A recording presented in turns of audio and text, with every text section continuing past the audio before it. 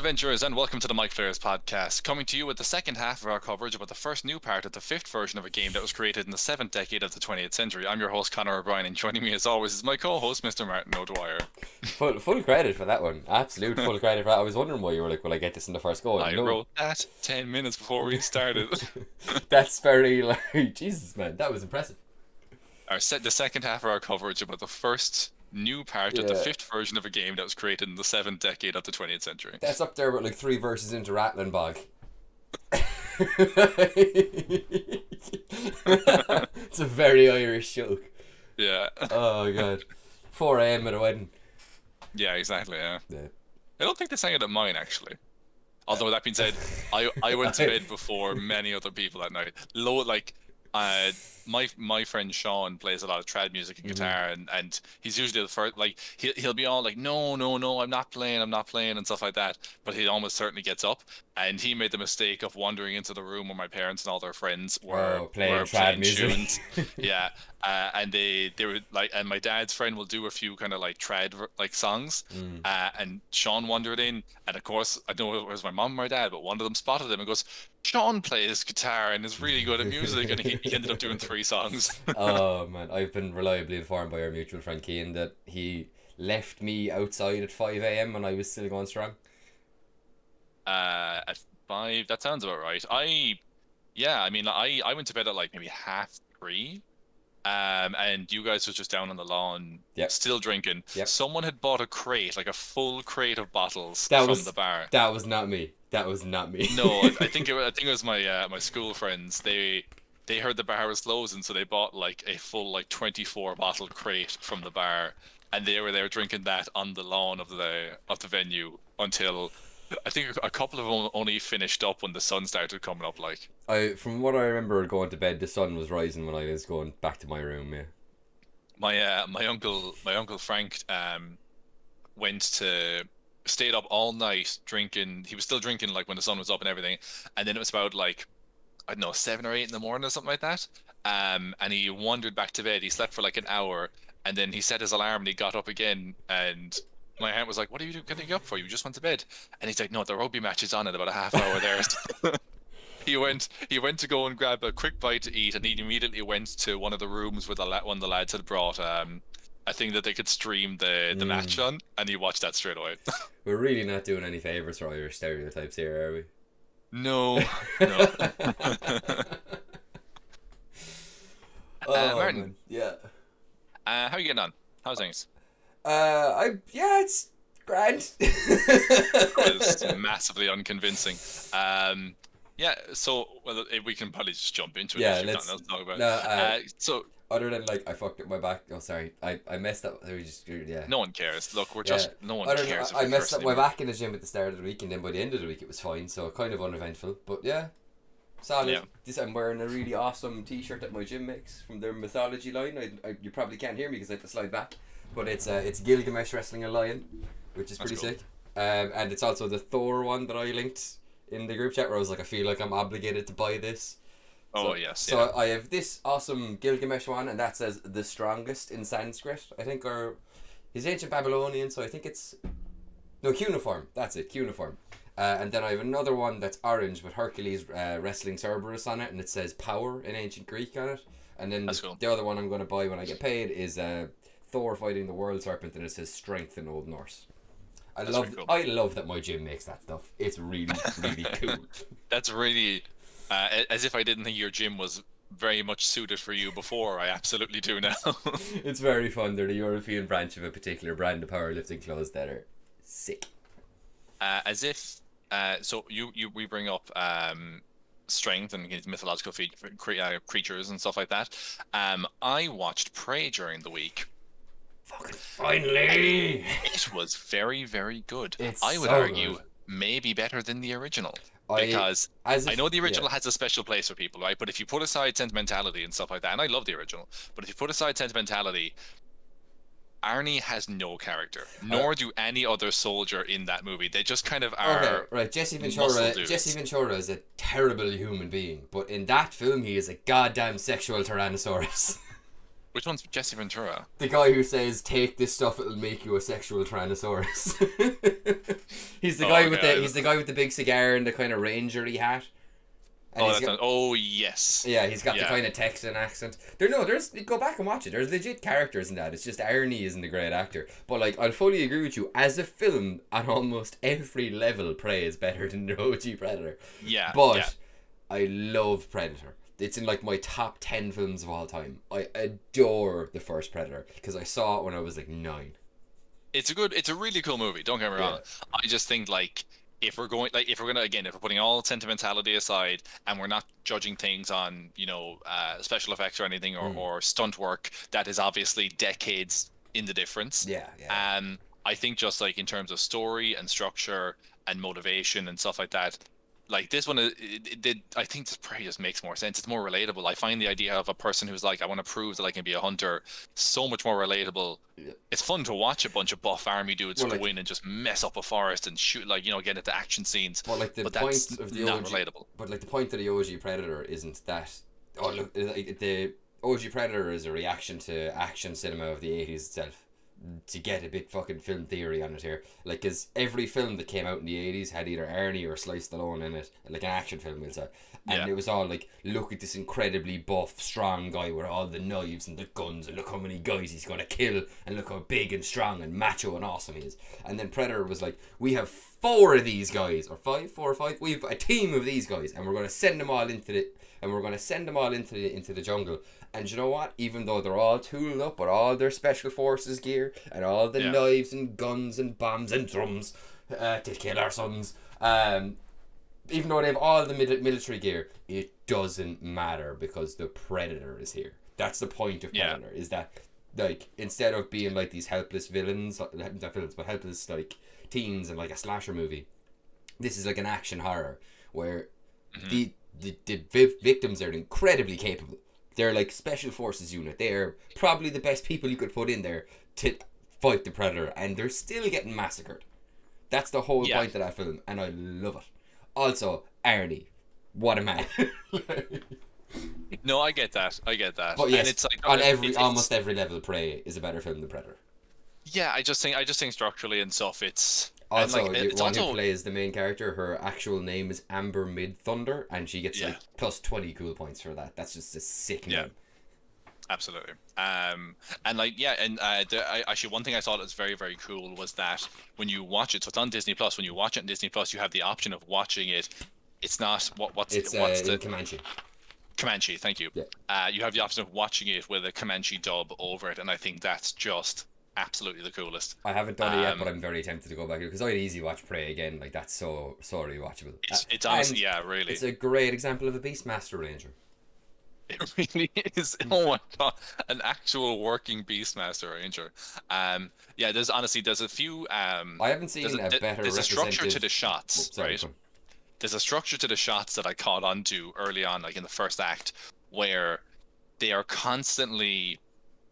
They'll show her doing something, the main character, and then they'll show the Predator doing something very similar. So at one point she gets injured and she's like cleaning a wound, and she's like she's bandaging it or putting some like she's chewing on some leaves and like various herbs that can like disinfect it.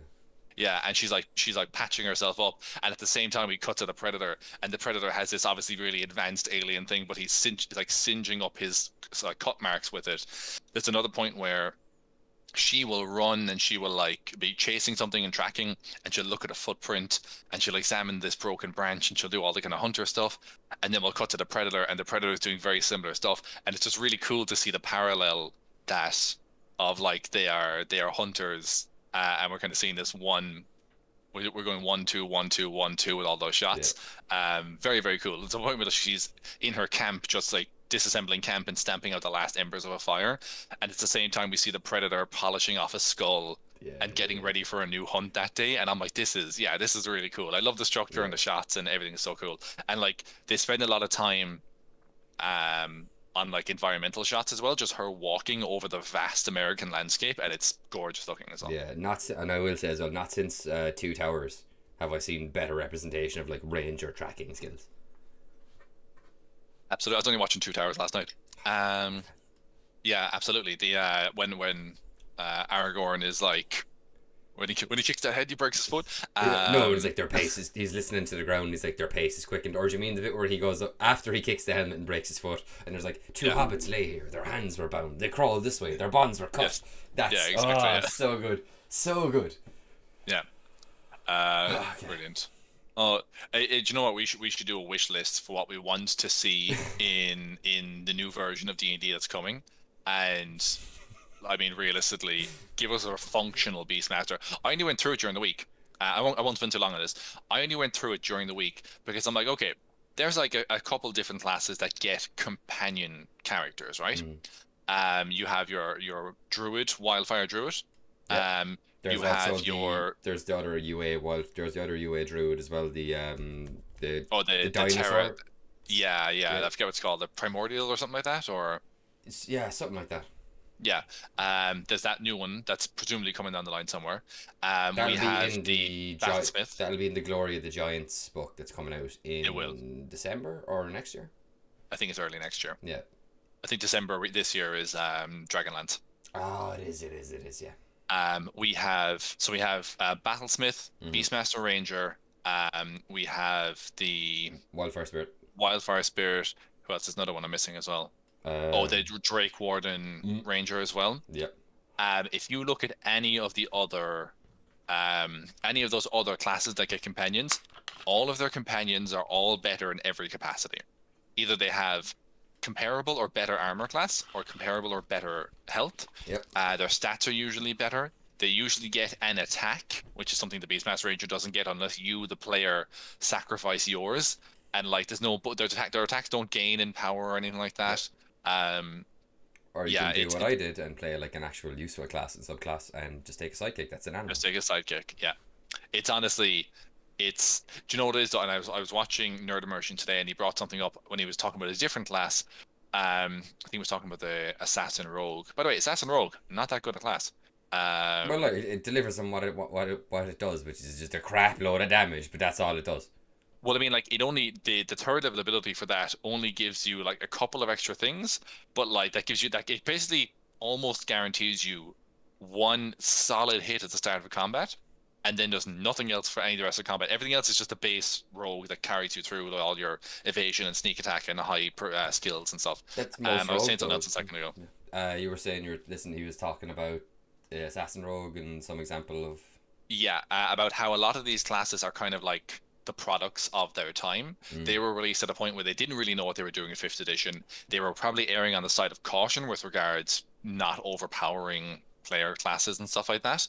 So I wouldn't be surprised if not a few key classes get revised when they release the new player's handbook, and one of which will almost certainly be the Beastmaster Ranger.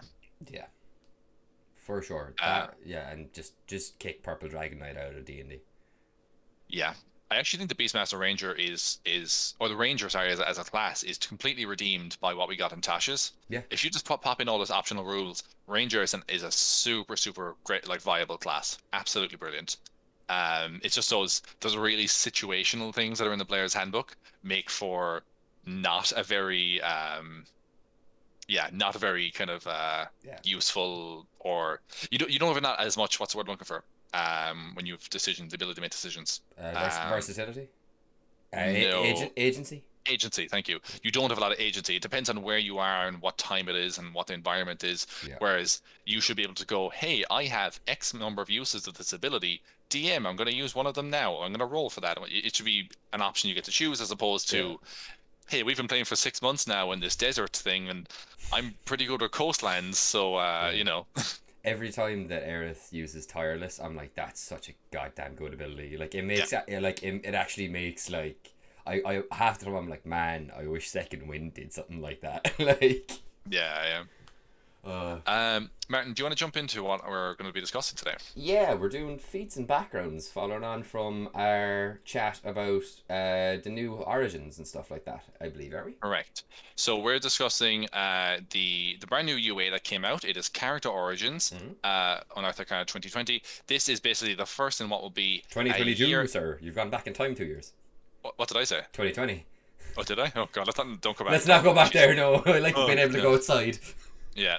Yeah, no, this is basically a first in a series of UAs that'll be released over the next 18 or so months, where we will get to experience new rules that they're thinking of introducing into 5th edition when it transitions over to just being D&D, Yes.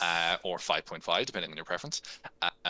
And yeah, they're kind of giving us a bit of a heads up on some of the rules. They want to know our feedback. I believe for this one is the 1st of September. So by the time this airs, Ooh, we'll have the next one. it'll be out. You can it's up for 2 weeks, I think. You can offer feedback on this. If you haven't watched our previous episode of the podcast, episode 69, go back and watch that. We talk about all the different we talk about all the different ancestries and updates and stuff to them that have come so far, as well as a couple of rules things. Today we're going to get into backgrounds first of all. Yes, backgrounds. So, which have had quite a significant shift in power from how they currently function in 5e, which I actually really appreciate. I think we said it in our last... I timed that poorly. I was drinking just as you stopped. I think we said it in our last video when we were just kind of generally chatting about the One D&D changes, but they've shifted all of your stat modifiers from your ancestry into your background now, which we were saying like makes perfect sense because like your ancestry doesn't determine what you're good at. It's how you've spent your life and what you've trained in and the experiences you have. That's what forms you as a person. Yeah. And as a consequence of that, yeah, your backgrounds now very heavily determine both your stats, your proficiencies, and as well as your languages. And what's really cool now is everyone gets a level 1 feat, which as someone who picked Variant Human in 5e, I'm kind of like, But I'm looking forward to maybe like the next character I play just having a level 1 feat just for, you know. I believe if you're a Variant Human now, you get 2. You get your 1 from your background and your 1 from your ancestry, correct? I'm just not playing. I'm not playing Human next time. Fair enough. You've done a lot of Human. I've only done one. I've played the one Human character twice. That's what I've done. I played like the most elf of elves last time, if you remember. That's true. He was a very elfy elf. Yeah. Elegance. Yeah, versatile. Humans get one. Actually, sorry, they get. Let me see. You can either pick the skilled feat, or another 1st level feat of your choice. Who's gonna pick the skilled feat? Skill feat's not bad if you want to be a skill monkey character. Yeah, but you could just pick a feat and get like something actually powerful. I would argue that's having an absolute mess of like again, we've seen characters that are like bards or rogues or combinations of the two who have expertise and double proficiency, and they have what's the jack of all trades thing, where you get half your proficiency on all your skills. Yeah, okay, that's just bards though, man. Yeah. Like they have to be good at something. They're not blasters, like, you know. That's true. So we're talking about backgrounds, and as you said, the restructured backgrounds a little bit. So basically now all backgrounds have a very similar structure where you get basically the same kind of setup right across the board. First off, you get your ability scores, which you can increase, 1 by 2 and 1 by 1, or you can increase 3 by 1 as well. Which, if you remember, I believe in Tasha's when they first started doing this, they previously disassociated your ability scores from your ancestry. For anyone who's wondering, we're using ancestry in place of race. So they previously disassociated that and just said, hey, look, you still get them when you choose your ancestry, but it can be whatever you want it to be. Yeah. It can be any combination of anything. It's the origin manager is what they call it. Yes, I think so, yeah.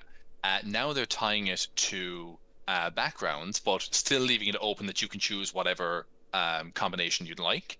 And again, like I said, it makes way more sense that just because you're born a gnome, you shouldn't be getting bonuses to your intelligence necessarily. What if you were born a gnome, never read a book in your life, and went off and joined the military? You should probably have some skills in strength or dexterity or constitution. So it just makes sense that your life experience would inform that more so. The next thing you get is your skill proficiencies. You get to choose 2. Nothing kind of new there. You always get a couple of skills. Although I think didn't it vary sometimes from having pick 1 of these, pick 2 from this, or was it always 2? It would. I think weren't they tied to your class previously? Because you'd take your class and say take any 1 or 2 of these like ranger skills or barbarian skills or fighter skills or like rogue Yeah, they skill. always had ones that were like associated with your class, and you would choose either 1, 2, or 3 of those. I think bards and rogues got 3. For like rogue, it would always be like stealth, deception, perception, investigation, sleight of hand. Yeah. Yeah. But so you still get your skills based on this. Everyone gets a tool proficiency now. Everyone gets 1 tool proficiency. I like that. You know what? Because I feel like sometimes tool proficiencies get forgotten or they get taken for like flavor reasons. I think once they, everyone wants to be a blacksmith and forge their own sword, but like, I'm not saying anything wrong with it. But I'm just saying like I think that making sure that even characters who maybe weren't thinking about having a tool proficiency will look through it and go, oh, woodcarver's tools. That's kind of interesting. Maybe my character like whittles in their spare time, and it'll be a nice little extra flavor to a character. You know? Yeah, totally. And it can also encourage downtime play as well. If you have carpenter's tools and you're like, I don't know what to do for this 2-week session or this 2-week period in game, I'm not doing anything. Oh, can I just work with a carpenter? Can I volunteer as an apprentice temporarily? And the DM can be like, yeah, sure. Roll on the work table for the 2 weeks and see how much money you earn. And that can be really cool. Even if like back to like actually like making magic items, like you might not forge a sword, but if you've like mason's tools or like carpenter's tools, you could make a figurine of wondrous power. True. Yeah. That's the rule when it comes to magic items, I believe, isn't it? You need either a proficiency in the arcana skill or the tool set required to make the item. Can you tell one of my players makes lots and lots of bullets? I have like 10 different kinds of magic ammo in my homebrew just because of one player who's a gunsmith, and I'm not complaining. It's great crack to make up like magic bullets, but yeah, it's a lot sometimes. Yeah. Up next then we have language. You choose 1 language from the standard languages and 1 from the rare languages table. So I think that's not a huge amount different in that. Basically, you still have your common, dwarvish, elvish, giant, gnomish, goblin, halfling, and orc in the standard, but now they've also included common sign language, which is really, really cool. Very cool. Then we have Thieves' Cant as well. Thieves' Cant is finally officially an actual language. Thieves' Cant is now a language and not just a weird little thing that rogues specifically get. So in the rare languages, you have Abyssal, Celestial, Deep Speech, Draconic, Druidic, Infernal, Primordial, which includes your Aquan, Orin, Iguan, and Terran, Sylvan, Thieves' Cant, and Undercommon. And you get to pick 1 of each, which I think is pretty cool that you get. Because there was always kind of a bit of an ambiguity I found with those like why was there a distinction with these other exotic languages that not everyone speaks? And I feel like, I don't know, it just seems to me like it wouldn't, I don't know. I just like that they're kind of making them more available. I don't think they were ever not available. For me, there was always this idea in my head of like, oh no, you need a reason to pick one of these ones, but I don't know if that's a rule anywhere. Yeah, I've also never found languages beyond the like elvish, dwarvish, gnomish, half like orcish, those that your kind of standard ones. I've never found any of them beyond that particularly impactful when it comes to running a game, if you get me, unless I'm specifically building a challenge. I'll wait for my next campaign, Martin, when everyone speaks Druidic. Yeah, okay, but unless I specifically go, oh, this character speaks Abyssal, so to like, I'm gonna put Abyssal into this puzzle or whatever if I'm doing like a hell thing, that kind of way. But like it's other than that, I've never found it super impactful. Sometimes it's playing to your player's strengths. You know, you're like, oh, my player has this ability where they can do this thing or they can speak this language. It wouldn't normally come up. Maybe I'll make that a part of the upcoming quest so they can feel that they have an opportunity to use that. And it's kind of catering to what your players see their character. They are like instead of like trying to find the right peg for the right hole. You're going like, oh no, I already have the peg. Now I need to find the right hole that this player can be like, this is a really weird and maybe over-sexualized metaphor. I'm going to stop right now. You know what I mean, though. Moving on. The Acolyte. So we have language, and we also have everyone gets a first level feat. Yes. We'll talk about this a little more in a bit, but yeah, basically feats are now leveled. Yes. So there are level requirements to feats. You can't just pick all the best feats at first level anymore. Although that being said, there is a few pretty decent ones like tough and stuff like that are still first level feats, which is really cool. Yeah. And they're still good if you take them later too.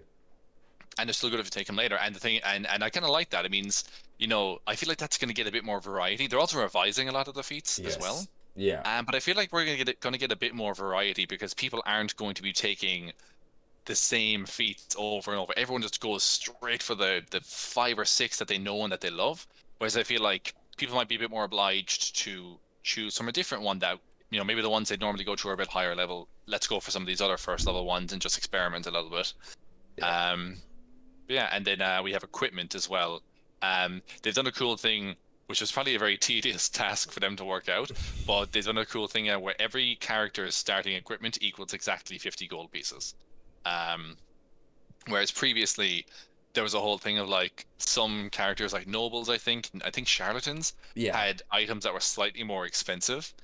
So it made sense to pick them as a starting one if you just wanted to do the thing you do in like Bethesda games where like you spawn in, you grab every cup and bowl and plate possible and you just sell them all and you get like a gold piece each, Yeah. but you Yeah. just fill up your inventory. Instead now there's every class is worth the same entering, but you obviously still get your different stuff. And it says your character gains 50 gold pieces to spend on starting equipment. The character keeps any unspent GP as spare coin. Bear in mind, you also still have your thing when you select your class. Presumably, your class is still going to carry with it. Pick one martial weapon, one Yeah. type of armor, and all that kind of stuff as well. But this is more so for the what would have normally been background equipment, like you get a Dungeoneer's pack and you get a Explorer's pack and all that kind of stuff. Yeah. Um, Totally. Something to point out before we go jumping into this. So, there is a new mentality that and Jeremy Crawford talks about this in a interview with Todd Kenrick. He talks about how they want you to think of the custom background as being the primary background option going forward, whereas previously the custom background was kind of like it was like, hey, pick one of these pre-made ones, or if you want as an alternative, you can make a custom one. Now they want to turn that on its head and they want to say, hey, the custom one is actually what we want you to pick. We want you guys to really get into it and decide all the nitty gritty about what you want in your character. But if you're in a rush and you just want to make a character quickly and you're not too fussy, here's some pre-made options you can choose from. Yeah. Exactly. Yeah. So yeah, do you want to jump into any? So we have a bunch here of some we know already that have been revised, and some are brand new. Is there any ones of this list, Martin, that are jumping out to you as interesting? There was one just because we were talking about similar stuff. Where did it go? Why am I just blind when I'm looking at walls of text when I'm scrolling? I literally was looking at this a second ago. Okay, so it has to, hang on. Where are we? It has to be before this. Alphabetical, Martin. I know. This is why I'm annoyed. Where the fuck? I like that there's a farmer. First of all, I like farmer because now you can. Yes. I think I mentioned at the end of it. But like now, if you pick farmer background and fighter, you can literally Maximus Decimus Meridius from Gladiator. Yeah, exactly. Yeah. I also like that farmers get tough as their starting feat. Farmer strength. Yeah, exactly. Lifting bales of hay and carrying cattle through the fields, like you're gonna be a hefty boy. I swear to God, I saw. Where's the crafter background gone? Presumably under a C. I know, Connor, but I'm looking at it now. Like. No, the crafter I think is a feat. No. Oh, sorry, that's why it's not there. Yeah, sorry, Yeah. that's right. Ignore me. Sorry, that's what I was looking at last before we started. Let me see here. I need to have just a quick look through. That was weird. Something just connected to my PC there. Sorry if you heard that, guys. You get a bleep bloop. He's got a boop boop boop. Yeah. Sorry, Connor, do you have a favourite one there while I quickly look through all the rest of these? I was going to say farmer as well as one that I really, really enjoy. They have, what is it? They have a couple of new ones in there. They have pilgrim in there as well. You and a group of like-minded believers, mostly humans and halflings, once endeavored to walk 1,000 miles. And I will walk 1,000 more. To reach a faraway shrine, priests counseled at this outset. At the outset, that long after the journey was completed, you'd come to realize that you found the key to your salvation not at your destination, but somewhere along the road that led there. That's an interesting one. They have noble, they have hermit, gladiator is one, which is kind of cool. Yeah, we get a whole bunch. There was an interesting thing pointed out. It's guide as well. Yes. Which I feel like is kind of a given. I feel like when you introduce NPCs, sometimes you're like, hey, this person will be basically your point of contact, your guide while you're here in town, or if you want to know anything. And it's a way of like, I think DMs do that an awful lot. They kind of introduce a character to be that talking point, whereas if you want to ask something, this is the person you ask it to. But it's cool having it as a defined background. aside from the farmer, I do actually quite like the guard.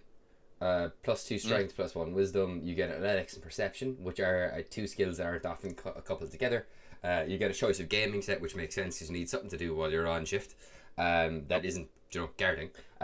You get dwarvish, which I wasn't sure why, but then when I actually read the background, it specifies that like as part of your guard duties, you slept in a barracks that both had your fellow guardsmen, and also they specified that it was dwarvish smiths that looked after your weapons and armor. So that's why you have dwarvish as a language when you take that background.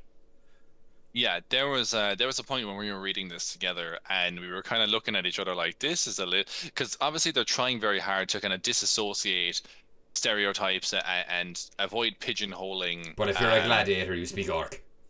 Yeah, exactly. Yeah. And at first I was like, this seems like a real step backwards. If because you seem to have made strides elsewhere and fallen back here, but when you take into account that Crawford has said, we don't. These are just some presets we've thrown together as examples for you. But they're not necessarily. We want you to make custom ones for your character very specifically. So I get that. There's also like halflings or farmers learned halfling as well. Yeah. And so some of these come across as like one could argue like Tolkien-esque kind of cliches. But I get they're just throwing together ideas, and then you can either choose from this or take this and customize it, or customize it right from scratch. So yeah, I feel like there's definitely some. It's not quite as bad or as much of a misstep as it seems like originally, but with when you know that their intent is, hey, here's some examples we threw together, but by all means make whatever you want, then I think it's less problematic. Yeah, absolutely. And they do shout it out as they say these are sample backgrounds rather than like actual backgrounds like they're listed in the current PHP. Yeah, calling them presets probably is doing it a disservice. Sample backgrounds is probably a much it's like a case of here's one I made earlier, but like you don't have to pick this one. Yeah, and in fact we prefer you didn't. Yeah, please make your own. Yeah. No, I do actually really like the equipment that they've listed for the sample background for the guard as well, because they all like, even if you were to change, like honestly, if I was gonna take the guard background, I probably wouldn't change anything. I might change the language and like depending on what the background of my guard is. If I was taking the guard, if not, go away fly. Their fly was literally hovering around my mouth. So they get 20 crossbow bolts, they get a gaming set, same as above. That's the one listed above rather. You get a hooded lantern, a light crossbow, manacles, a quiver, spear, traveller's clothes, and 12 gold pieces. Like the manacles, quiver, spear, bolts, and the crossbow and the hooded lantern all super speak like Whiterun town guard to me, like that kind of way. Yeah, I get you. Like as soon as I saw a hooded lantern, I heard "Who goes there?" in my head. Like yeah, must have been the wind. What, did you lose your sweet roll? I'm also just noticing, because I was looking through there, all the backgrounds have one language, and I reread it there. You choose one language from the standard languages and rare tables, so not 1 and 1. It's just one from both of those tables. But yeah. I like what they're doing with backgrounds here. It makes way more sense to have the ability scores tied to them. I also like that they're a little bit more uniform. Some backgrounds kind of like had certain skills or didn't, and then some had tool proficiencies and some didn't, and there was a bit of a obviously I think they balanced mostly, but I like the idea that you definitely get skills, you definitely get a tool, you definitely get a language, you definitely get a feat, and then you got your equipment as well. Guard equipment is crossbow, gaming set, hooded lantern, light crossbow, manacles, quiver, spear, traveler's clothes, 12 gold pieces. I love that. That's it's just do you know what I generally always hated actually about making characters. They'd go like, you get this item and this item, and then an explorer's pack, and then you need to go and look up what's in an explorer's pack, and there's like 12 different things in there you need to go and list separately now. It's like I'm kind of glad that they're just like giving us. Are they still giving us those packs in any of these? I don't think so. I don't think so. I think that's been done away with now when you do the the 50 gold and you take all your equipment, because your equipment used to consist of like your weapons and your like a gaming set and the tools you're proficient with, and then like either a dungeoneer's pack or a priest's pack or an explorer's pack. But like, what will I do without my pittance, Martin? I was actually just gonna say, like, I distinctly remember the first time I would, all right, I'm gonna take out some pittance and hammer them into the wall here and keep and like attach my rope to the wall so we don't have to like tie knots and shit. And people are like, you can what now? Yeah, but look in these packs. It's basically like someone gives you like a bundle of like stuff, and you go, "Oh, cool, I'll open it later," and you never do. Yeah, it's like And it's like the you're first day of surprised college then where when they you're give like, you I have like, a hammer and pittons, and I've got this, I don't know, this bear. Some of them come with traps. I think no, is yeah. that a separate thing? But Oh yeah, no, one of the backgrounds, that's Outlander, I think gets an animal trap or something like yeah. I that. think it's either Outlander or Hermit. You get a bear trap. You get a hunting Yeah. trap. And I've always been like, you give me a hunting trap and a rope. Can I tie those two together and onto someone's head? Like, that would be sick. Speaking of that, I think that's the thing they did. That's the thing they actually did in Prey at one point. When the Predator was fighting, Yeah, yeah. he picked up a bear trap and a chain and he flung it at some dude and it latched onto his head. It was pretty sick. Oh god, sorry. We'll stop giving Prey spoilers without warning now. Yeah, sorry. Just watch it. Yeah, It is it's good. really on Disney good. Plus. It's like, really, really yeah, good. it's really, really damn good.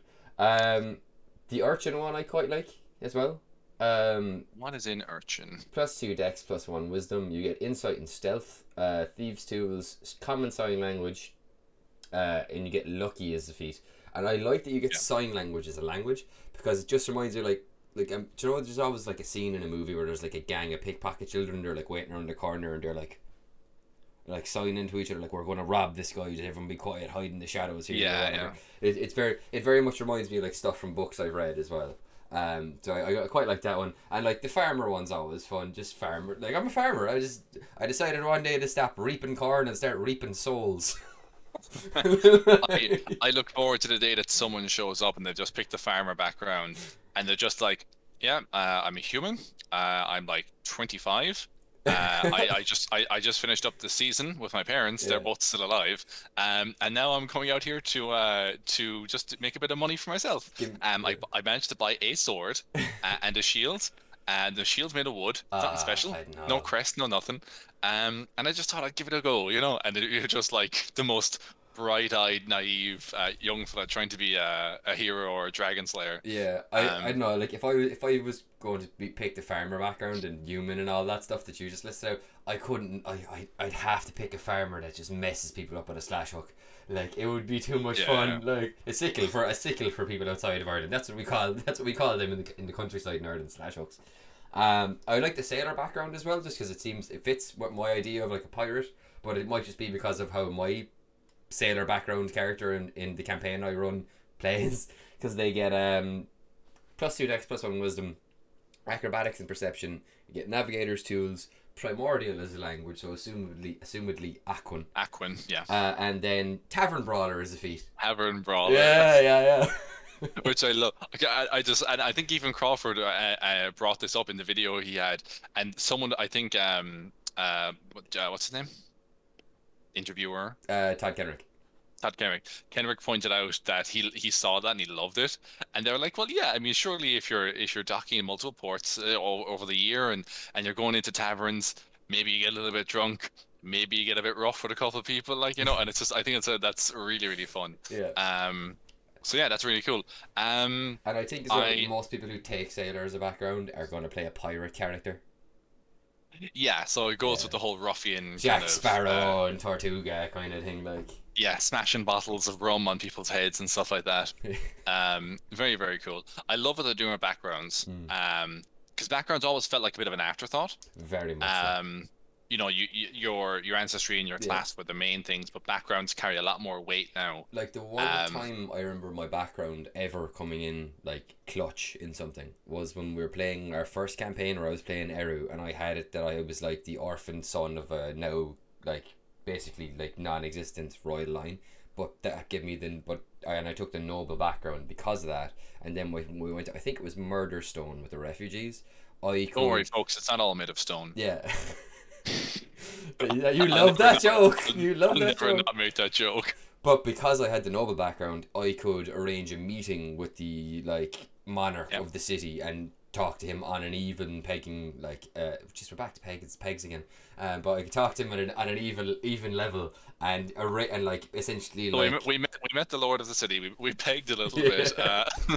But I could essentially like why can I not think of the word negotiate? I could essentially negotiate with him, and he would negotiate with me with a certain level of respect because I had like a signet ring because that's in your Yeah. background when you take noble. You get a signet ring. It's actually in this one as well. Oh, is it? It's in Noble here as well. Yeah, if you look at it, they get fine clothes, a gaming set, perfume, a signet ring, and 24 gold pieces. Ah, yes, yes, yes. Yeah, no. So yeah, I think that I think with old noble you used to get like 50 gold pieces as well as your equipment. Yeah, but Yeah. again, they've balanced out the coin that everyone starts out with. Jeez, must be a cheap signet ring. Yeah, geez, if you get your fine clothes and your gaming set and some perfume as well. It's just one of them big gold monstrosities with like a bulldog on it. It's one of those ones, you know, when you put the coin into the machine and you turn the knob and the little plastic egg comes out. Yeah, It's a ring you got in there. Your great grandfather got it one of those, and it's been in your family ever since. If you put it up to your lips and blow, it makes a whistling sound. Yeah. But yeah, they're very cool. Even though they're sample stuff, and like, I might like. I think whatever we end up playing our next another game or playing my next character, I think I will go for a custom background in like, because then you can like write your own thing and you can do. I think I'll give it a go, but I will definitely use the sample backgrounds as like a framework to build my own around. Oh yeah, and I mean that's the great part is that you can select one of those and just pick out a couple of things you don't like and put in something different. One thing I don't see here is that normally your backgrounds would also inform your flaws and your ideals and your bonds and stuff. I don't know if they're just leaving those out for the sake of like not having that additional weight. Yeah. But if they are encouraging people to take the custom background as the primary option, where does that leave you when it comes to like, well, I can tell you picking their flaws and stuff? Like normally when you pick like soldier, it'll give you a list of 10 flaws and it goes pick one or more of these, but they're very specific to the soldier, whereas it's like, how does that work then if you're picking a custom background? You just pick from a huge long list of them and pick any of these flaws you want or write them yourself. But honestly, if I'm being honest, like even with log, like I know when I was making it on D&D, when I was making them on D&D Beyond, that you can pick like, I think I want like Joe, but like I once ran 20 miles in a day to deliver a warning to my clan, and I would do it again. And like I picked that because it fit the character and the values I already had in my head for that character. But in terms of like how I actually play him, in terms of his bonds, his flaws, his ideals, that's all stuff that I just thought of that I didn't pull. Like stuff was obviously probably already there in the text that would correlate with what I wanted to do anyway. But in terms of like actually picking and deciding that, I didn't look at that. I just went, this is my idea of the character. And also a lot of that I didn't even put in when I was starting either. Like I think the best way to play, I think probably the best way to do that stuff is to play your character for a while and see how you naturally react to stuff as that character. And like other than like bonds and stuff like that, like bonds and like enemies and stuff like that, that's easy to decide at level 1. And they also progress and grow. I have a massive list of enemies in D&D Beyond now. every now and again I go and I check your character sheet. I'm always going to go into everyone's character sheets, but I was checking yours a couple months back and I didn't realize you have like a list of enemies and it's literally like a mile long, and I'm like, oh man, I put log through the ringer. But but to be fair, a lot of them are deceased. A lot of them is like name deceased. Yeah. You've been checking them off. There's a couple. There's a book. No, oh god. Let's let's focus on this now, because I'm trying to block all that out of my head so I can sleep for the next few days to be playing. For those who are wondering, our game that I'm running is currently teetering on the edge of a TPK, and it's my fault. It's damn you and your character growth. That's it for backgrounds. We'll go into feats. So feats, like we said, are leveled now. Sorry, I'm just shoving all that stuff back into the compartment I had it kept in. Feats are leveled. We only have examples of first level feats here, I believe. We've had previous examples of ones that did level though, and we've actually done episodes on them when we did the UAs for Dragonlance. And Strixhaven as well. Strixhaven has the Prismarity student, the Witherbloom student, and has the apprentice and the adept, I think, and stuff like that. Yeah. And then there's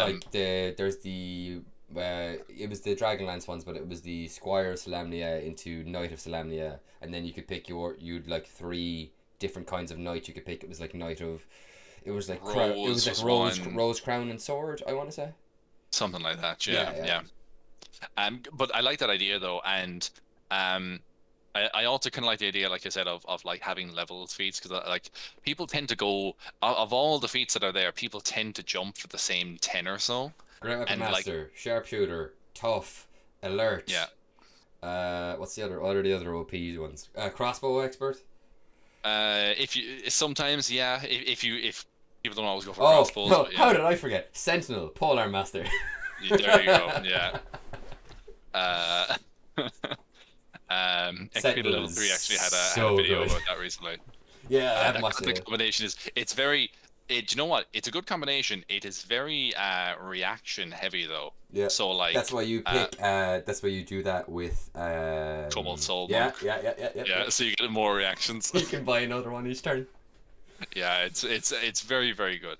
But yeah, so we have feats that are levels now. And it's not only that, but they may have a prerequisite to them as well. For example, you must meet any prerequisites specified in the feat to take that feat. If you lose the feat's prerequisite, you can't use the feat until you regain its prerequisite. The word prerequisite comes up an awful lot there.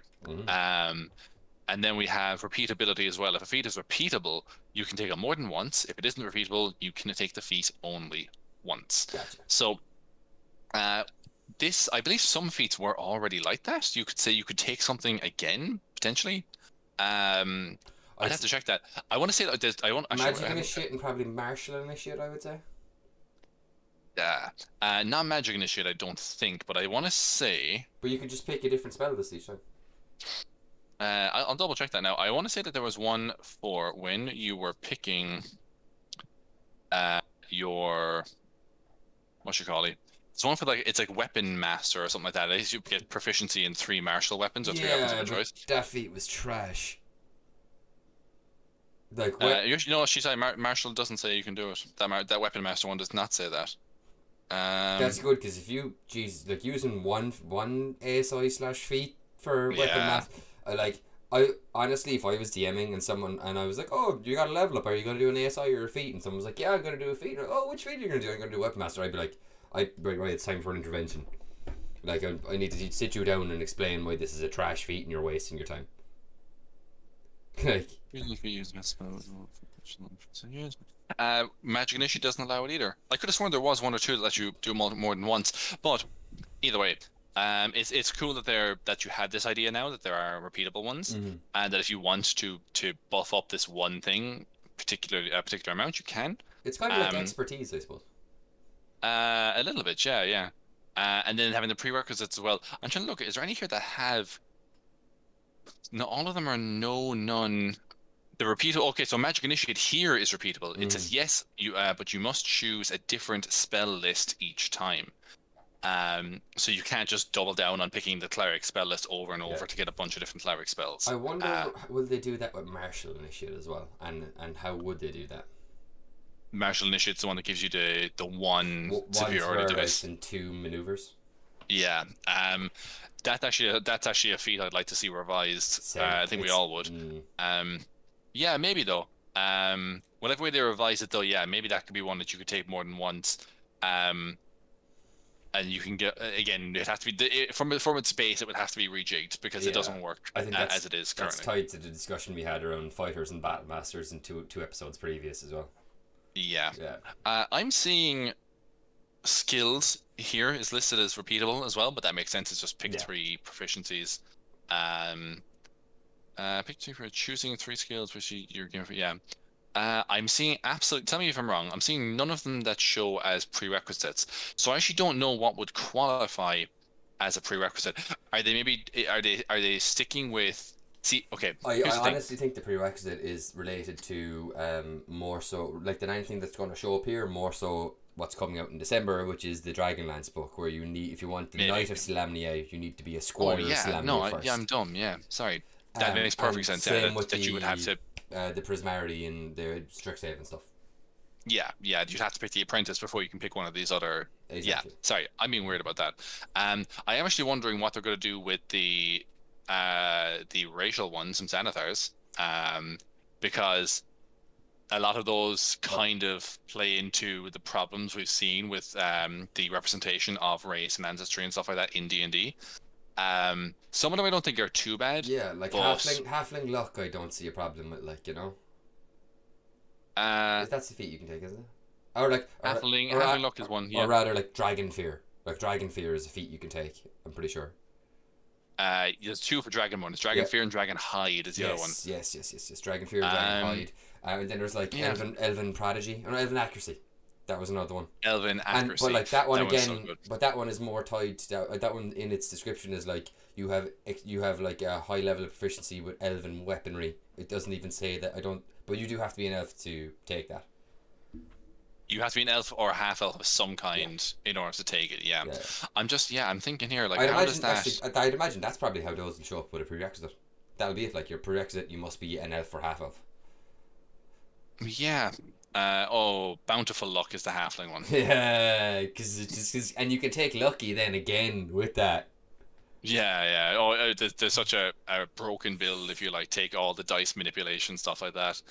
I'm just wondering. Dragon fear is here. Increase your. See, I don't know. These will either have to be reworked or some might just get cut. I don't know. But again, like you don't want to be. It's a bit of a weird one because you're not saying that this is specifically.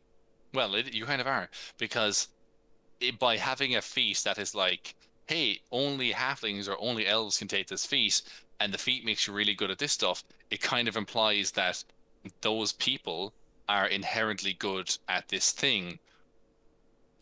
There's an argument to be made that it could be a cultural reinforcement, but I don't know. I don't see it that way. To be honest, I think it'll depend on how it's phrased. Yeah. It'll be interesting to see. Actually, while we're on the topic, actually, Xanathars. So I brought this up to you guys the other day because I was in work and I was on my computer and I was like, something came to mind and I was like, oh, I should check that. We got this year in 22. We got Monsters of the Multiverse. Yes. Oh yeah. No, I remember what you're gonna say. Yeah. And then 4 years ago, we got Mordenkainen's Tome of Foes. And a couple of years before that, we got Volo's Guide to Monsters as well. So those were two additional monster compendiums we got. There's some other stuff as well, like different ancestry options you could pick for your character. But we basically got these two monster compendiums. And then 4 years after Tasha's has come out, we ended up getting basically a revision, which was in the form of Monsters of the Multiverse, which had all those monsters again, but then revised, and their stat blocks were kind of given new abilities and tweaked and stuff like that. And we also got all the ancestries that were in those books as well, again revised and brought and updated for the new rules. And that was 4 years after Xanathars came out, right? Now we are in 22. We just this year, or in 2018, we got. I'm getting mixed up. Sorry, not Xanathars. I'm getting mixed up. But we got Xanathars.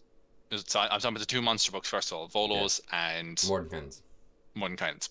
And then from the two of them, we got Monsters of the Multiverse. Yes. 4 years after the release of the second book in that pair. Then we got Xanathars and we got Tasha's. Tasha's came out in 2020. And they're planning a release of an updated player's handbook in 24. Yes. I'm going to say it now, and it's my theory, could be wrong, but it's my theory that if a similar framework is put in place, that they will probably release the new player's handbook with all of the subclasses so far, all updated to correspond with the new rules. And when basically that will be a really, really fat player's handbook we get. Chunky boy.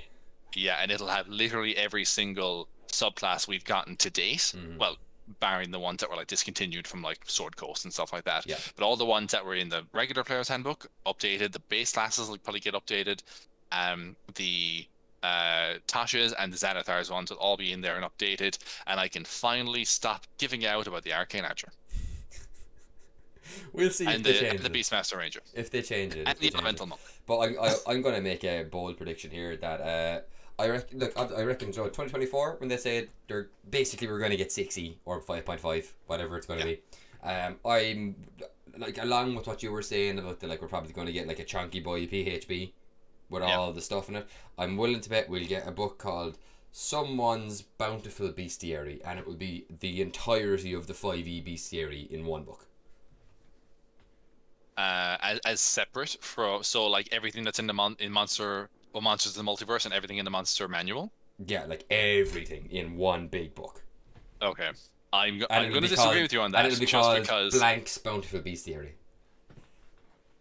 Okay, I'm going to disagree with you on that purely because I think they'll definitely re-release the Monster Manual, and it might have a different name. They might call it something like that, but it will have all the core monsters from the regular Monster Manual updated. I don't think they will compile Monsters of the Multiverse into it, because Monsters of the Multiverse is already updated for the new rule set. So I don't think they'll reprint it into another book. I think they'll keep that as a separate product from the perspective of like, let's not split our costs on this, and let's have them buying this book for this and this book for that. Because I think that they're going to try and keep the... Oh. Can I still be heard? You can, but you're about a second out. Okay, well look. It's fine. Okay. It doesn't matter. As long as people can hear me. As long as the people can hear my heavenly soothing voice, Martin, that's all that matters. Yeah, it'll be fine. It'll be fine. Yeah. So sorry, that's my prediction anyway. That's your prediction. We'll see. Bountiful Bestiary. It's too good a name not to use. Is there any of those core wizards from the old days? Bigby's Bountiful Bestiary. Bountiful Bestiary. Yeah. Well, I think he's doing I think he's the one on the Giant book. Oh really? I think it's like Bigby's. Do you know what? Yeah, you carry on talk. Oh, that's what it turned on accidentally. the boop boop boop people probably heard earlier was my me accidentally turning on my drawing tablet. Oopsie. Oh, okay. So you'll hear another one there as I turn it off. But you keep talking there. I'm going to try and find the thing, because there's a listing of them, and it was like I think it's called The Glory of Giants. Okay. Because it's got all those giant options that we talked about before. Yes, we did a UA episode on that. I think that was just before. That was our last one before our break. Yeah. So on to some of the feats. Yes. We have a lot of ones we recognize here. We have Alert. Yes, and I actually really like the changes to Alert. Yeah, so we won't go through all of them because there's a lot here, but some of these have been updated and kind of tweaked that you can actually get some pretty cool abilities out of them. So with Alert, when you roll initiative, you can add your proficiency bonus to the roll, which is pretty cool. And also immediately after the roll, after you roll initiative, you can swap your initiative with another. Immediately after you roll your initiative, you can swap your initiative with the initiative of another willing ally. The word initiative appears way too much there. It's got to be a simpler way of saying that. Another ally in the same combat. You can't make this swap if you or the ally are incapacitated. That's pretty cool if you want to like, rearrange the order. Your audio and video are back in sync. This is great. Oh, good. But yes, I'm really happy to see this come in. I think this is something that people were kind of doing if your DM would let you do it anyway in 5e. But I think it's a mechanic that has been long needed in 5e or wanted by many people. Like I wouldn't like. You could like that. I think a mechanic for that, and then a mechanic for like combo attacks, like an actual written-in mechanic for combo attacks, is the other thing that I think 5e could really do with. Because like, I know like I only mentioned it because it's the only time I've actually seen it in like a live play setting or any other kind of setting was when I was watching an episode of Critical Role and Matt let them do a combo attack. I think someone like struck someone's sword with lightning as they were striking someone, and it was like lightning slash through the thing. And like that was really, really cool, and I really liked that. I think I tried to do one or two, but I would love to see an actual like source book printed raw like rule for like combo attacks, because that's fantasy. We might get something like that. You never know, because for a lot of stuff they seem to be revising and kind of like doing some fairly big tweaks on this. I was right, by the way. Some other. I was right, by the way. It's in spring 2023. Bigby presents Glory of the Giants. Oh, so it's Bigby. Oh, cool, nice. Yeah, awesome. I'm looking here at some of the other ones we get. There's a musician feat now. Yes. You can do to get proficiency in some instruments, but also you get a thing called Inspiring Song. Yeah. As you finish a short rest or a long rest, you can play a song on a musical instrument which you have tool proficiency and give inspiration to allies who hear the song. The number of allies that can be affected in this way equal to your proficiency bonus. That's a pretty cool feat, and like a mechanical way to encourage people to be musical, Yeah. you know, Gives you in like a terms of that tiny bit of character. bard as well. Sorry? Gives you like a tiny bit of bard without stepping on the bard's toes. Yeah, yeah. Do you know what? I ran for a my wife's brother and a couple of his friends years ago, and one of them wanted to play a fighter, but he kind of wanted to be like a noir detective, but also like a Love it. musician who was really into poetry and stuff. And like every now and again when he wanted to if he wanted to try and distract someone or convince someone of something, for no reason at all, he just started quoting Seamus Heaney poems, and he just recite them at A the 4 foot box, a foot for every year. He just sit there and he'd stare me dead in the face, and he just recite them off in a dead serious deadpan way, and then I'd go roll for it, so, and he'd roll high, and I'm like, yeah, I guess you really like this unique poetry your character just came up with on the fly. You're gonna regret telling me that. I'm gonna do that in some one shot you're writing now. I'll play a bard and I will just quote like every poem I learned in college at you. Yeah. One I'm excited about here is they've updated the healing feat, or the healer feat, I should say. It's so much better. It's so much better. It is. So if you remember previously, you basically got the ability, I'm gonna bring it up here. Previously, when you use the healer's kit to stabilize a dying creature, the creature also regains 1 hit point. And you also got the thing, as an action, you can expend 1 use of a healer's kit to tend to a creature and restore 1d6 plus 4 hit points, plus additional hit points equal to the creature's maximum number of hit dice. So basically your level. Yeah. The creature can't regain hit points this way again until they finish a short or long rest. Now, so that wasn't terrible, and I actually had planned on taking it for a character I was going to play. But now what we have is the first aspect of it is called Battle Medic. If you have a healer's kit, it's a cool name. You can expend 1 use of it. If you have a healer's kit, you expend 1 use of it to tend to a creature within 5 feet as an action. That creature can expend 1 of its hit dice, and you then roll that die. The creature regains a number of hit points equal to the roll plus your proficiency bonus. So a bit weaker, but a similar thing. But also, it doesn't limit you from doing it only once per short or long rest. You can do that over and over as long as there's still hit dice and uses of your healer's kit to spend. That is like ridiculously good if you have a zealot barb. True, yeah. You can just combat medic them back after they drop to 0 hit points. D12.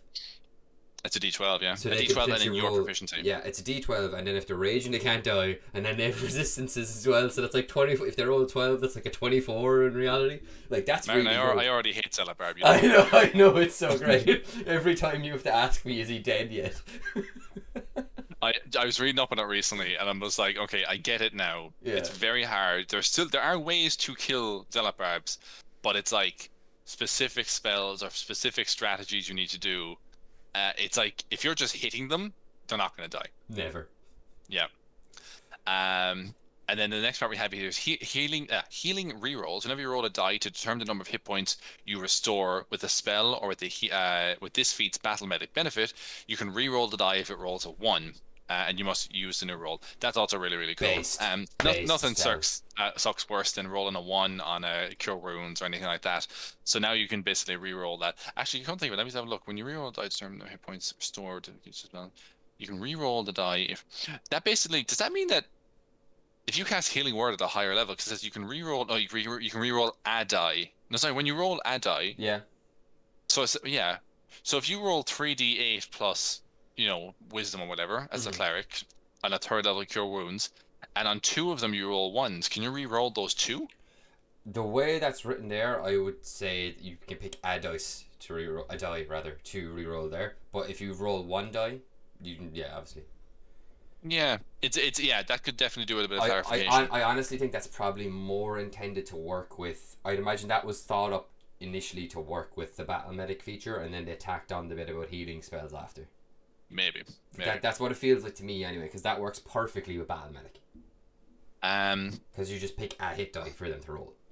We're gonna go past feats for now, okay. And there's a few other tweaks. Not a huge amount of feats there, but all 1st level feats. Basically, what you need to know is that there's level appropriate feats now. Again, prerequisites repeatable, and a lot of them have gotten updates. So a prime example is that healer one or the alert one. They're far more. They're more in line with what the rules of the game are now, when things are based on proficiency and stuff like that. And they're also like in the most part they seem to be a bit more powerful. Yeah. There's Across one. the board. There's one. Can I just quickly run over it there? Sure. Because it's something that jumped out to me. Because it's a complaint we've had a lot this campaign, was that crafting in 5e doesn't make sense. Particularly for more advanced like magic items, it does not make sense. And there is a crafter background now. No prerequisite, and you can't repeat it. You're adept at crafting things and bargaining with merchants, granting you the following benefits. You gain 2 proficiency with 3 different artisans' tools of your choice, which is really good, to be honest, if you're specifically taking this to be a crafter. You get a discount whenever you buy a non-magical item. You get a 20% discount on it, which I'm kind of like it would have been cool for a magical item as well, but I can understand why it's non-magical item specifically. But faster crafting, you get a 20% reduction on crafting time as long as you have a proficiency with the tool required to make the item, and that just says an item. It doesn't specify magic or non-magical, so that includes magic items. I actually really like that. I think we both use the same kind of crafting rules anyway, where if someone helps you to work on that, it cuts the time down. But I really like that there's just a feat you can take, whereas like, yeah, I'm an awesome crafter. Give me, like, I can do this in 4/5 the time of anybody else. Yeah, absolutely. It's really good, and like we've gotten through crafting. That's definitely the way to put it. Yeah. It's honestly, it's just very time consuming. If you want to make anything decent. Now, I'm always encouraging you guys that, like, if you really want an item to do a very specific thing, yeah, sure, by all means, craft it. But like, I'm of the opinion as a DM, I will always make cool magic items available to you, and I'll try to make them maybe somewhat related to your character. Maybe they won't be, but they'll be related to what quest you're on. So if you go fighting a bunch of giants, maybe you'll find a giant pendant that does XYZ. But they'll always, for me, that's way more gratifying to be like, oh, I got this when I killed this storm giant, and now it gives me a boost to whatever, blah blah blah. That's way more gratifying in my mind, and a better story to tell, rather than, oh yeah, I spent 6 months downtime crafting this sword that does whatever. The sword might be cool and really mechanically good, but it's way better, I think, to tell the story of how you got the pendant, rather than just, yeah, I had a shit ton of gold. We basically sat around the table for a half hour and discussed what the sword will do, and then I had the sword. Yeah, I get you. So we're going to move on just a little bit here. There are some rules glossary. Are we going to talk about the big controversial one that's got everybody's knickers in a twist? Yeah, we might as well, because absolutely everybody is... There is some proper man-child rage happening over this rule.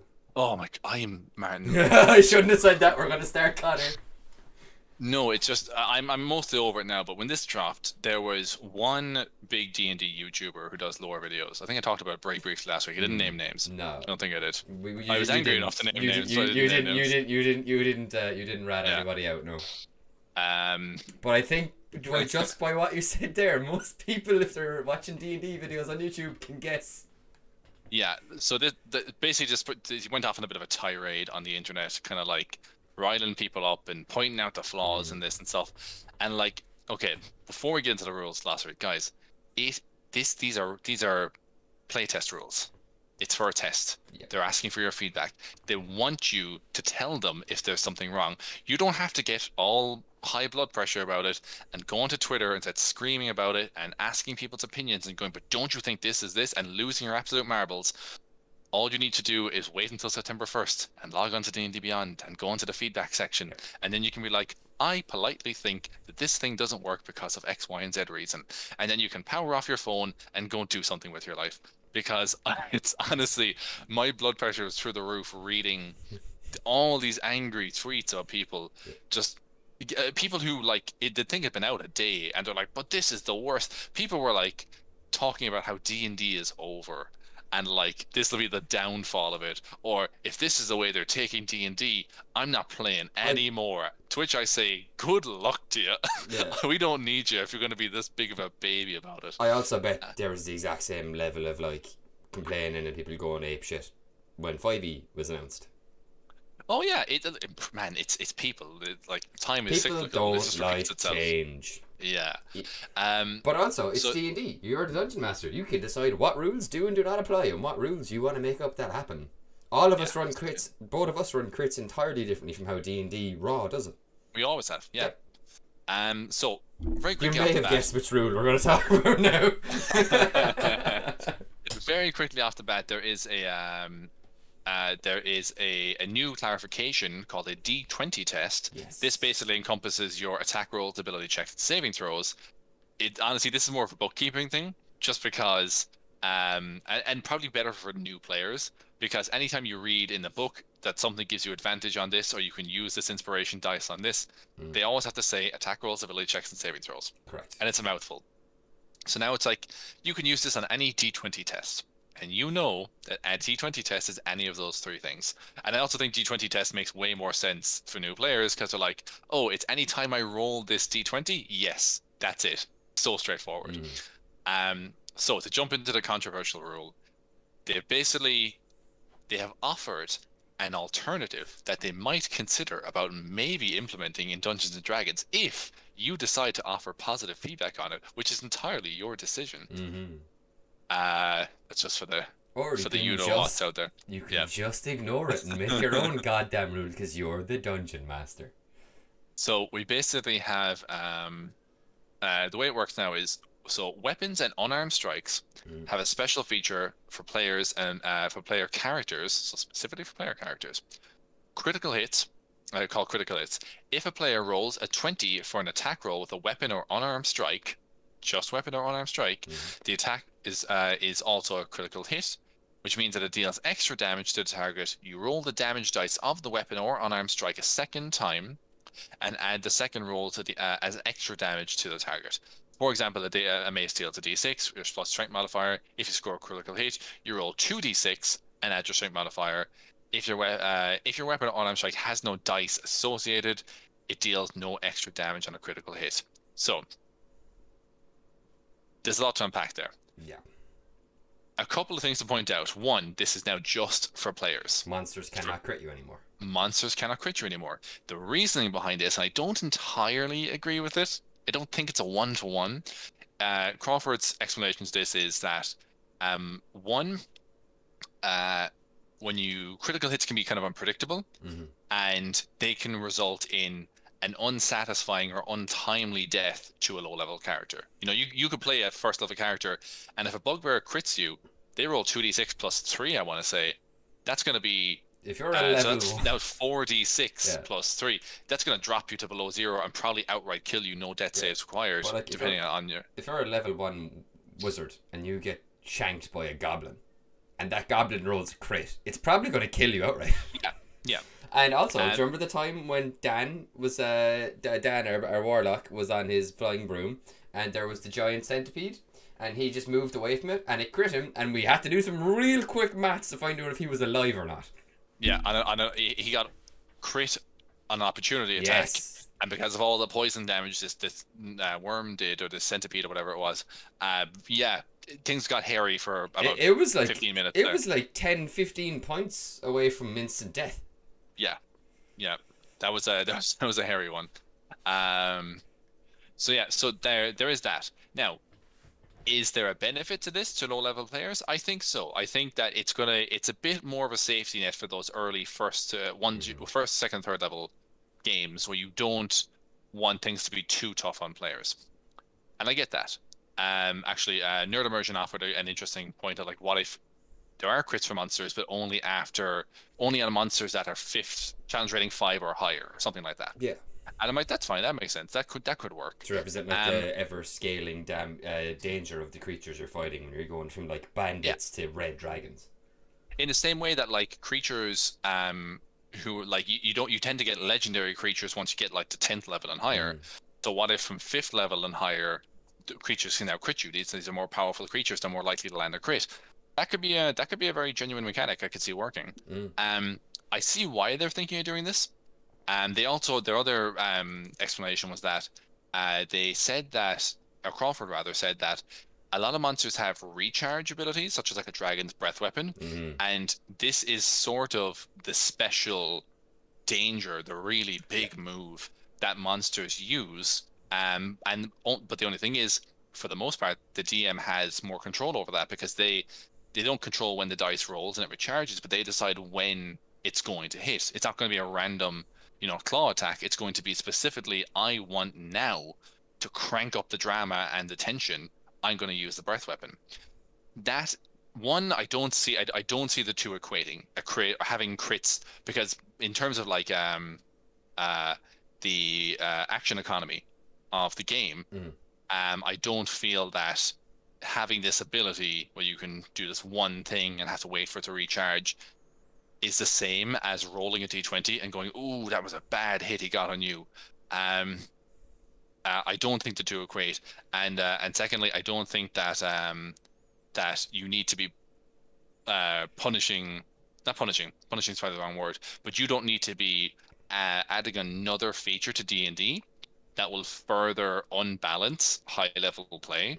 D&D from 10th level higher, it's already really, really hard to threaten your players in a substantial way that makes fights dramatic and tense. Unless you were like, I put you guys up against 4 Death Knights a couple of weeks ago. Yep. You're all level 14, but like 4 Death Knights isn't like, okay, as per the rules for calculating encounters, when I put one of them into it on D&D Beyond, it was like very hard. When I put 2 in, it was like deadly. And when I put the last 2 in, it had nowhere else to go because it had reached the maximum level on the meter. Like, that should have been an impossibly hard thing. Now, you guys are in a really bad way, but you came out of it. Like, we had to use a potion of supreme healing, I will just add. But yes. Yeah. But that's what I mean, though. But I mean, like, that kind of and should be taken our into Zealot Barb accountability. is in the I'm so angry I can't die phase now. Yeah, but I mean that should be taken into account when we're talking about high level play. Players are going to have high level healing potions. They're going to have high level magic items. They're going to have these crazy high level abilities.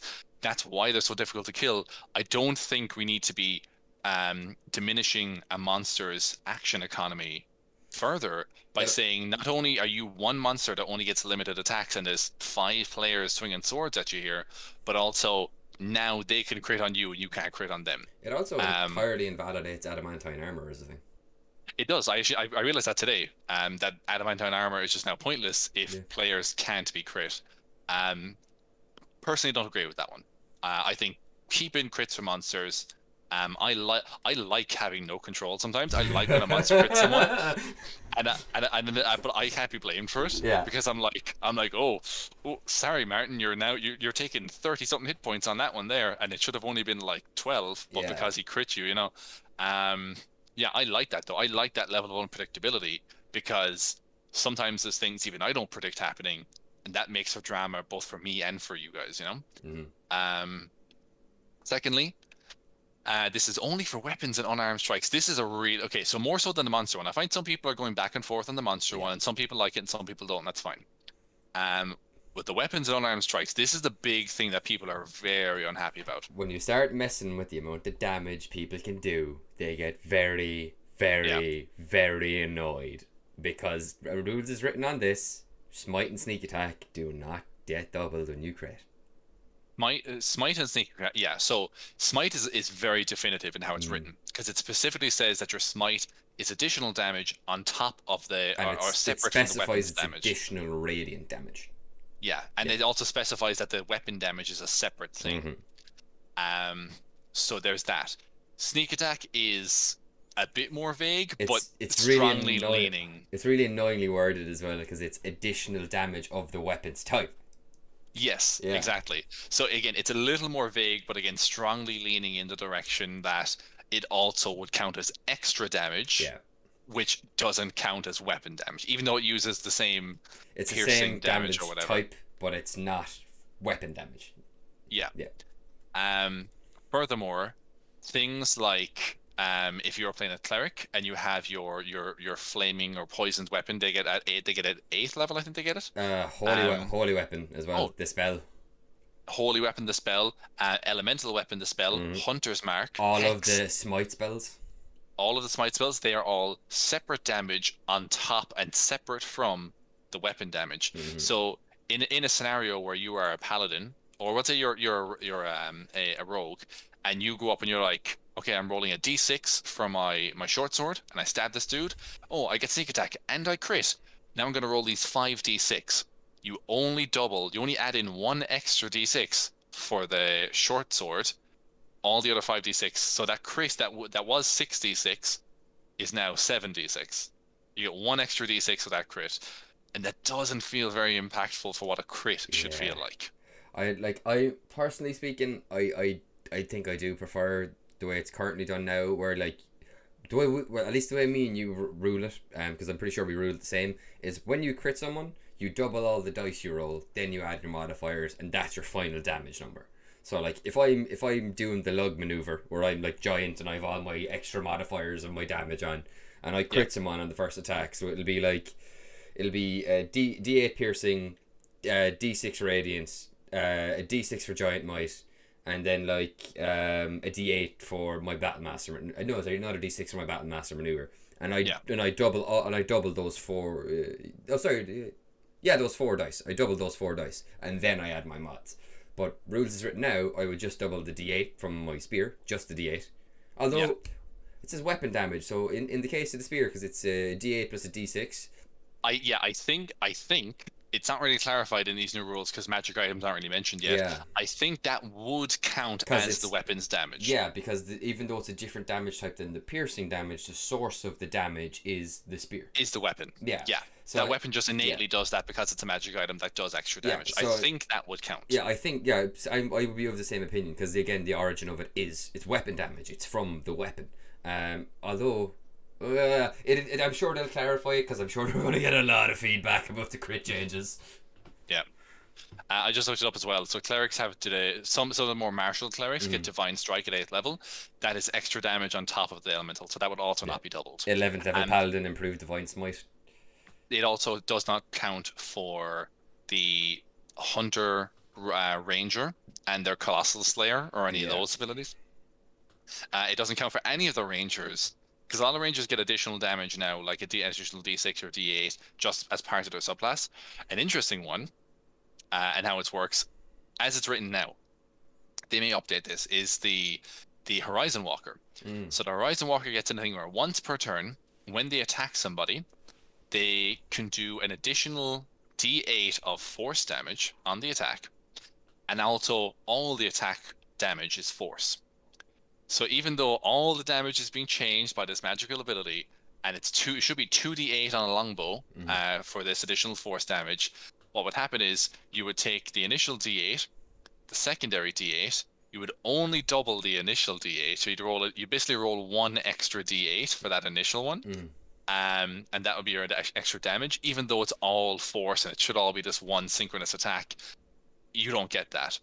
It's a weird ruling. I don't, to clarify, I don't mind that we're no longer doing crits on spells. That's another thing from this. So some people don't like that. So I can go either way. I'm not really too fussed on it. I'm cool with it because I once got absolutely wrecked in a player versus player situation by a cleric who just whole personed me and then inflict wounds to me, and I got like hit for like it was like 4d12 doubled. It was like holy shit. Yeah, I'm fine with that because here's the thing. Most spells, only a handful of cantrips and a handful of first, second, and maybe third level spells use attack rolls. Most of them trigger saving throws instead. So I actually feel like it's not that big a loss to spellcasters to no longer be able to crit on spells. And the thing is, spells, they ramp up naturally anyway. Yeah. If you look at a fighter, most martial classes, not a fighter, but most other martial classes, if every single turn they'll make a single D, a long sword for talk's sake, a D8 damage on that and a D8 damage on my second hit. By the time a spellcaster hits 5th level, they are also doing a D8 and D8 or a D10. Well, we'll say whatever spell does a D8 on ranged. I can't remember off the top of my head. Whatever cantrip does a D8 damage. I think Shocking Grasp does. Yeah, so let's say you do Shocking Grasp and you do one Shocking Grasp that does 2d8, or you do 2 sword attacks that each do a d8. Great. 5th level, we're both kind of doing similar damage. 11th level, most martial characters don't get that additional damage. But spellcasters do. They get another d8 on top of that again. And then at 17th level, that's 4d8 you can do every single round. No penalties, no resources. You can just spam that over and over and over again. It's also innately magical, and it's also, you get a variety of damage types you can do in that scenario as well, giving you huge versatility. Whereas again, most fighters, not fighters rather, because fighters do get the additional hits, but most martial characters don't. Mm. I feel like if we're taking crits away, one, they barely use them anyway, and two, I feel like fighters maybe need a little something that gives them just the barest bit of a bump, so they feel like they're competing a bit more with spellcasters. Because again, even if you look aside from cantrips, by 17th level, you have wizards that are casting 9th level spells that do 10d10 necrotic damage and all this crazy stuff, and they can just do that as an action. But you don't even have to Whereas, go that high. 5th level, like you said, fifth. If you're a full caster, 5th level, you get fireball. As a martial class, you will get your extra attack feature. But like you said, if it's a longsword, that's cool. I can attack my longsword twice now. I've also the potential to miss, and if I miss, no damage. Fireball, I drop a fireball on a group of enemies, and even if they pass their save, unless they're all 9th level rogues, they still take half damage. They still take half of, I think it's 60, is it 86 or 68? I always... It's 86. Yeah, 86, so that's a 4d6 still, even if they pass their save. Like, you know, it's there's some balance needs to be, and obviously there's balance done in, like, a fighter can take, but a martial class can take much more punishment than a wizard can. But, like, you know, it's still, like, a wizard can do that from 120 feet away. I think just, even though we know this, even though logically we know this, I don't think people really look at it in terms of, I'm taking hits, I'm doing a good job, unless you're a barb and you're purposely tanking. But I don't think people look at it. People look at how many enemies am I dropping, how much damage am I doing. And so I think that if we're looking at it from that perspective, it doesn't matter if fighters can have higher AC and they can take more hits and stuff. They kind of want to feel like they're still contributing actively and not just passively by taking damage. You want to be a fighter, not a punching bag. Yeah, basically. So there's that. Also, when it comes to unarmed strikes with monks, also works. So there's an unarmed strike to that. Regular unarmed strikes, which are just 1 plus strength mod, don't count because there's no dice associated. I just thought of something that may be absolutely hideous, and I have to check the monk classes really quick. Please carry on for a second without me. Are you going to check the open palm? Yeah. Yeah. Does that count as an unarmed I don't think that works, because that actually triggers on a separate thing, so it wouldn't be part of the unarmed strike. Oh, I'm still looking, because if it is, you feel free, but I'm pretty sure it wouldn't work. That'd be disgusting if it did. So yeah, there's that. There's some questionable stuff in here. I don't like the idea that only players can crit. I like when both the players and the DM can crit. I'm okay with just with spells not being able to crit. It's kind of vague in the current rule book. And they haven't ever. I don't think they've ever really clarified. I think it is technically allowed, but it's just it doesn't kind of explicitly say it in the 2014 rules book. I do think that I'm fine with only martial characters being able to do that, or rather only some sort of physical attack, whether it's a weapon or an unarmed strike or something like that. Being able to do the crit. But I do think that sneak attack, smite. Actually, one thing that does work with it, interestingly, is brutal critical. Because that specifies... Oh, it does, because it's extra weapon damage, though. Because it specifically says extra weapon damage, yeah. So brutal critical actually still works with it. Oh, that's going to be disgusting with a great axe. Dear God. So I think that... I lost my train of thought. Sorry. I don't like the... I'd rather both players and DMs and monsters and characters can all still crit. I'm okay with spells not being able to crit, but I think that if you're making a weapon attack or an unarmed strike, and there's some sort of additional damage associated, whether it's Cleric's Divine Strike, whether it's a Smite, whether it's a Sneak Attack, whether it's Hunter's Mark, whatever, or Colossal Slayer for Rangers or whatever. Fun fact, I think Giant, Might, and Enlarge will both work with these new rules, because it says when you shift up a class size, you gain an additional weapon damage. Is that what it says? Yeah. Yeah. Interesting. So there's still some that work, but I feel like I would rather that I'd want one, because I guess I just feel like it's better, it's more fun, and you don't want to be nerfing the cool abilities that Smite and Sneak Attack are, but also you don't want to be God, my brain isn't working, it's so late. Yeah. I do have one caveat with this, and that is that if Smite and Sneak Attack and stuff like that don't work, because those are still powerful. Even if they couldn't crit, they're still powerful abilities. I do there's a part of me, And this is the part of me that ran a 1 to 20 campaign and like and saw the disgusting amounts of damage that all you guys could do, and all these crits, and like you'd crit and you'd be like, cool, 5th level smite, and then I also get this thing, and my weapon does magical damage, and it's this, and all these other things that you guys could do. Or the 2 rogues that were in my party, who could sneak attack and just roll like an absolute metric ton of d6s. Part of me is like, you know what? I actually don't think they'd be that bad off if they couldn't do it. I still think your regular smites and your sneak attacks would still be very impactful, even if they weren't counted. But there's that other part of me that's like, when you roll a natural 20, you want to be able to go, natural 20, yeah, and roll a ton of dice. If that just means you're rolling 1 extra d6 or 1 extra d8, that's not very exciting. It's not. Maybe they want that. Maybe they want to de-emphasize the importance but they don't, of crits though, in combat. because they specifically call that out. Where's this? In the inspiration rules. So in the inspiration, when you where is it? Gain inspiration. The main way a character gains inspiration is by rolling a 20 for a d20 test. The DM can also award inspiration to a character who's done something that's particularly heroic or amusing. There's one point in here where they're talking about it, and they specifically say that like rolling it, it's something along the lines of like rolling a natural 20 is a rare occurrence and we want to celebrate that.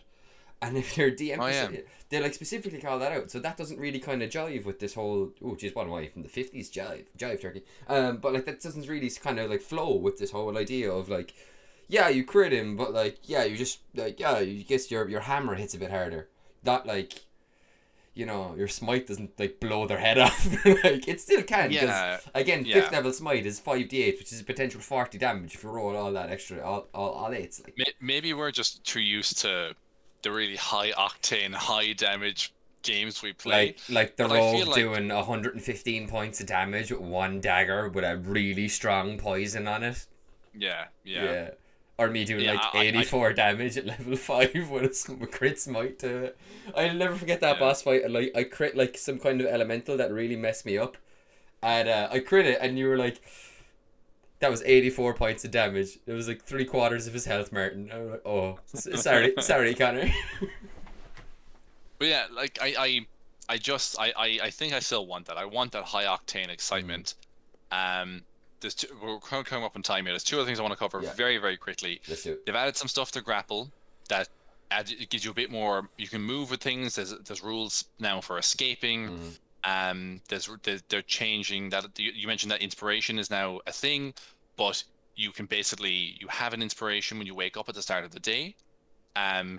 Always, you can only ever have 1, but also if you roll on that 20, you get another one back. And if you have an inspiration, but you get a nat 20 and you can't take a second one, you can pass it off to your allies, which is really cool. That's really cool. And it's also I've always found inspiration a weird thing that it's hard to reward, because you tend to reward it to the players that are doing a good job role playing and stuff like that. But there's some players that come to the table and they're perfectly happy just being there and doing what they need to do, and they don't want to roleplay because they're not comfortable with it. So how do you like reward them in the same capacity? So this, I feel, is an in-game mechanical reward system for that, and it works really well. I do also like the call out. It was gain inspiration. The DM can also award inspiration to a character who's done something that is particularly heroic or amusing.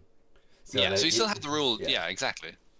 So like, you don't have to be a great role player. Like you could be the one that's like, right, I'm gonna hold the door while everyone else gets this stuff ready, you know, like Hodor, like or you can be like the funny guy. Yeah, exactly.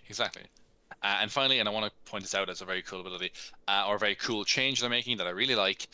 They have refined all of the spell lists, every single spell list, and they're just now compiled into 3 separate forms of spell list. They are arcane spells, which include sorcerers, wizards, and bards. Divine spells, which are paladins and clerics, and they are primal spells, which are druids and rangers. I love this a lot. I love this because it opens so many doors so many doors of possibility for combinations. It means that technically, if you take the Magic Initiate feat, you can pick Hunter's Mark finally as your paladins finally have cantrips, so. Paladins could anyway, because they could take the fighting style. No, but the changes from Tasha's now. Yeah. Sorry, you're correct. Yeah. But like before that, they couldn't. You just didn't have cantrips as a paladin. Yeah. Well, I don't know if they will because it'll specify in the paladin class if you do get cantrips or on their And table yeah, it'll say it it. might apply But to for only full casters and stuff like that. Yeah. yeah, exactly. But it's compiling the list, meaning that like there'll be some things like for now clerics can smite because clerics will have access to some of the smites, Ooh, yeah. some of the smite spells. You could play a ranger or you could play a druid who has ranger spells. Um, like Hunter's Mark or Entangle, and you could be a druid that carries a bow if you wanted. Mm-hmm. You could do this basically makes sorcerers massively more powerful. A big complaint sorcerers always had, or people had about sorcerers, was that they didn't have as many spells as the wizard, and they were more less they had less opportunity or less versatility. Yeah. Now you have as many spells as the wizard, plus all the bard stuff thrown in there as well. So I think this is I love this. I think it's one of the best things they've included in this list. We really need to wrap up. Yeah, we do. But Martin, Yes, Connor. that's all the time we have for today, guys. Thank you so much for joining us on the podcast this evening. We kind of rushed it a little bit there. I thought we probably could have done up a 3 for this one realistically, Yeah. but look, there's some great stuff in there. Some questionable stuff, some stuff I'm not crazy about, some stuff I absolutely adore. I will be logging on the 1st of September to offer my feedback. I recommend that everybody else do as well. Yeah. Let me see. If you have any questions you'd like us to ask, or any questions you'd like to ask us, stories you'd like to share, topics you'd like us to cover, please tweet us at MicFlayersPod on Twitter. You can find that on the lower screen. You can find our podcast on YouTube, Spotify, Google Podcasts, Anchor Breaker, and Radio Republic. Martin, where can people find you on the internet? You can find me mostly on the Twitter machine on at So Sorry It's Over. Also on the podcast Twitter, which is down the lower screen at Micflayers Pod. Connor, where can people find you online? You can find me on the internet on Twitter at 0.Conor, ZeroPointConor, 1N, very important. Or as always, every Friday at 6 p.m. Irish time on the Micflayers podcast on all the aforementioned platforms. Guys, thank you so much for joining us. We hope you're as excited about One D&D as we are. And we look forward to reviewing all the upcoming UAs as they come down the line. But until then, guys, thank you so much, and we'll see you next time. Thanks, Goodbye. folks.